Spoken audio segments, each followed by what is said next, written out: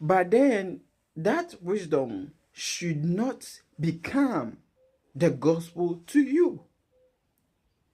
For instance, there is a place for finances in the gospel. The Bible lets us understand that one of the riches of the child, the inheritance of the child of God is riches. Finance, we can see that from Genesis to Revelation, the prosperity is part of it. If a minister chooses to master finances and think they are called for that, and they begin to teach principles to make money, that is not the gospel. Because when man was created, he didn't need money.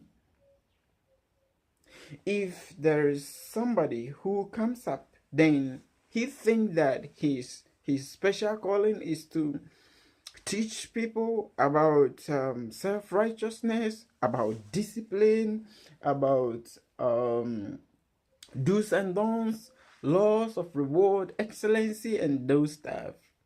That is not the gospel, because those things came after the fall. When man became religious, he wanted to try to measure up. That is when these are great. I am aware of them. But that is not the gospel. The gospel is that this is what the Lord Jesus has done. So Paul said, this is the day of salvation. We will not place any stumbling block in front of anyone. When people are giving the genuine gospel, then we can tell them that, hey, until Jesus comes, we'll have to still deal with faithless people, heartless people, and a harsh world. So this is the gospel. This is the provision. Don't forget it. But as soon as you're in this world, there are also some principles that are set. They are secondary to the gospel. They are not alpha to the gospel. Technology, science, all of them are secondary to the gospel. The gospel is superior. It is the superior knowledge ever given to man. No innovation, no comprehension, no revelation, no educational insights will ever excel the excellency of the gospel that is given to man.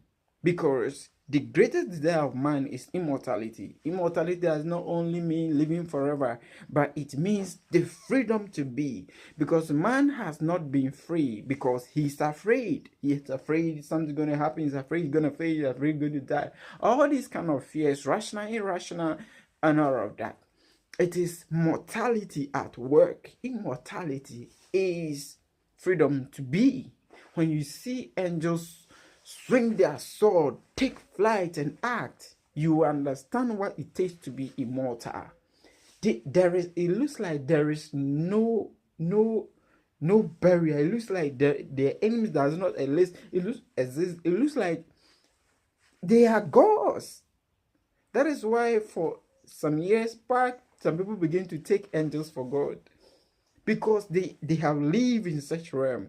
But as we are now being taught, because Adam couldn't share that glory with his offspring, he lost it. And then instead of him going back, he rather taught and educated himself and his offspring according to his new experience with the flesh.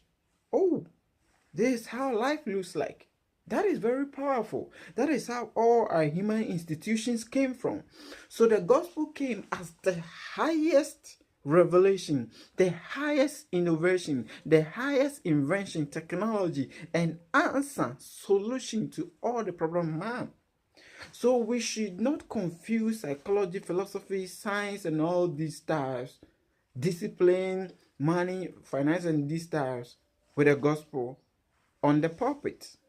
When we are teaching about finances, we should let the congregation be aware it is finances. So we should not try to qualify it.